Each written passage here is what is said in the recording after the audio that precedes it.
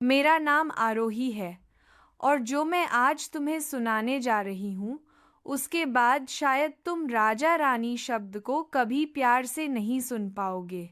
लोग कहानियाँ सुनते वक्त अक्सर पूछते हैं, ये सच है या कल्पना? मैं हमेशा मुस्कुराकर कहती हूँ, सच और कल्पना के बीच जो चीज़ होती है ना, वही सबसे ज़्यादा खतरनाक होती है। रात के 2 सत्र हो रहे हैं। मेरे कमरे में सिर्फ एक लैंप जल रहा है और मेरे कान में वह आवाज फिर से गूंज रही है। रानी, दरवाजा खोल। नहीं, मैं पागल नहीं हूँ और ये कोई सपना भी नहीं है। मैं ये कहानी इसलिए सुना रही हूँ क्योंकि अगर मैंने नहीं सुनाई तो शायद अगली रानी तुम हो सकती हो।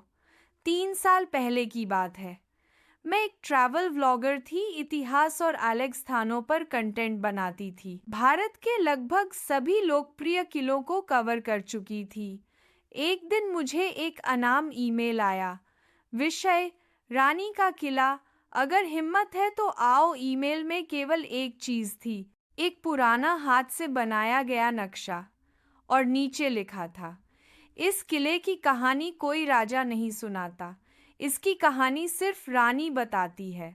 मुझे लगा कोई मजाक होगा, पर जब मैंने निर्देशांक जांच किए तो मेरा शरीर ठंडा हो गया। स्थान: राजस्थान के एक जंगल के बीच, जहां गूगल मैप्स बस एक चीज दिखाता था, खाली। कोई सड़क नहीं, कोई गांव नहीं, कोई इतिहास नहीं, बस खाली जगह। मैं वहां अकेली गई थी। कैमरा, तिपाई, टार्च, सब कुछ।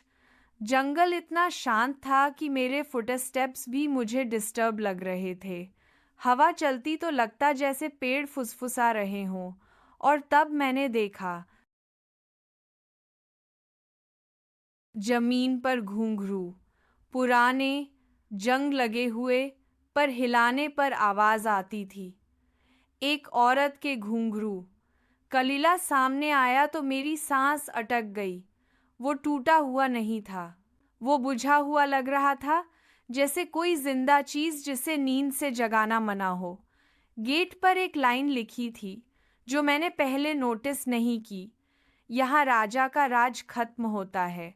गेट अपने आप चीख के साथ खुल गया और जैसे ही मैं अंदर गई, मेरी कैमरा रिकॉर्डिंग बंद हो गई।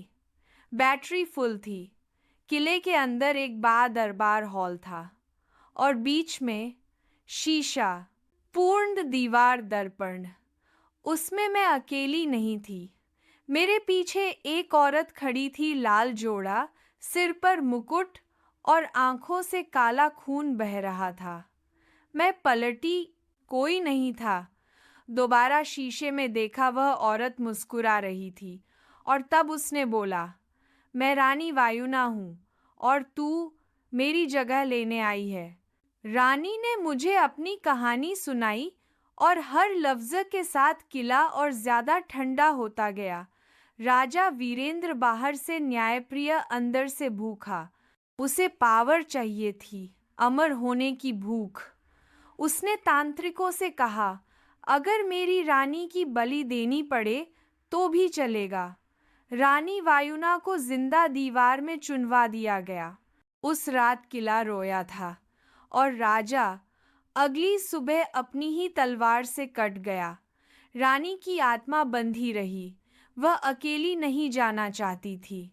हर कुछ सालों में एक लड़की आती जो उसकी तरह सवाल करती, डरे बिना अंदर जाती और फिर वह लड़की कभी वापस नहीं जाती। रानी ने मेरा हाथ पकड़ा। उसका हाथ ठंडा नहीं था, जला हुआ था। मेरे कान में वो फुसफुसाई, रानी अकेली नहीं होती। मुझे अपनी माँ की आवाज़ सुनाई दी, अपना बचपन, अपनी हंसी। और फिर अंधेरा। मैं अस्पताल में उठी। पुलिस बोली मैं जंगल के बाहर बेहोश मिली थी। कोई कलीला नहीं, कोई गेट नहीं, पर मेरे पैरों में घुंघरू बंधे हुए थे और मेरे रिफ्लेक्शन में कभी-कभी एक और चेहरा होता है, क्योंकि कल रात मुझे फिर ईमेल आया। विषय: अगली रानी तैयार है। और प्रेषक का नाम था आरोही वायुना। अस्पताल से निकलने के बाद डॉक्टरों ने बोला, ट्रॉमा है, भ्रम सामान्य होते हैं। लेकिन जो आवाज मुझे आती थी वह सामान्य नहीं थी। सुबह दर्पण के सामने खड़ी होती तो कोई धीरे से बोलता, सीधा खड़ी हो, रानी कभी झुकती नहीं।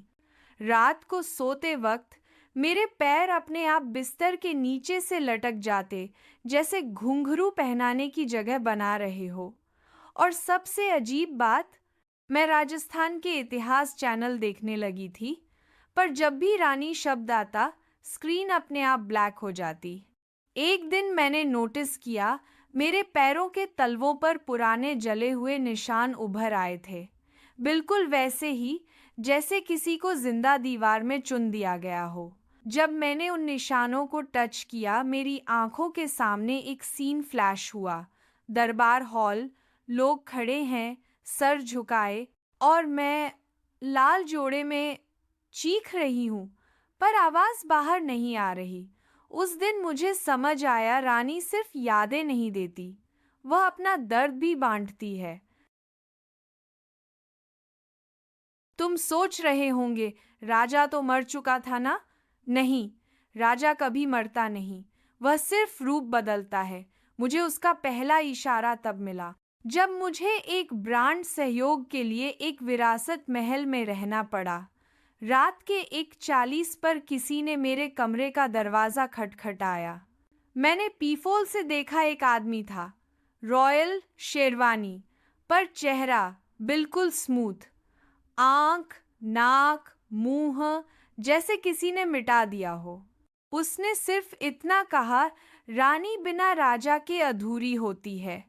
उसके बाद अजीब चीजें होने लगीं। लोग मुझे बिना वजह मैम की जगह रानी जी कहने लगे। मेरे सपनों में लोग मुझे सलाम करते, और जब मैं गुस्से में होती सामने वाले के कान से खून आने लगता। मैं किसी को छू भी करती तो उनके हाथ ठंडे हो जाते। और सबसे डर लगने वाली बात, मैं डरना भूल रही थी। एक रात जब मैं बिल्कुल अकेली थी, शीशे में वह फिर दिखी। इस बार उसकी आंखों में खून नहीं था, बस थकान थी। उसने कहा, राजा और रानी एक ही श्राप के 2 टुकड़े होते हैं। राजा भूख का प्रतीक और रानी बलिदान का। जब राजा ज्यादा भूखा होता है तो रानी को और ज्यादा सहना पड़ता है, और जब रानी कमजोर होती है राजा बाहर निकल आता है। मैंने चीखकर पूछा, मैं क्यों? मैं तो सामान्य लड़की थी। शीशे ने जवाब दिया, क्योंकि तू सुनती है। हर लड़की जो इस कहानी को सिर्फ मनोरंजन नहीं समझती, जो रात के बाद भी सोचती रहती है, जो कमेंट करने से पहले 1 सेकंड रुक जाती है, वही चुनी जाती है। तुम्हें ये सब क्यों बता रही हूँ? क्योंकि जब तुम ये सुन रहे हो तभी कहीं ना कहीं किसी पुराने महल का दरवाज़ा खुद बहुत खुल रहा है, और राजा नए शहर में घुस चुका है।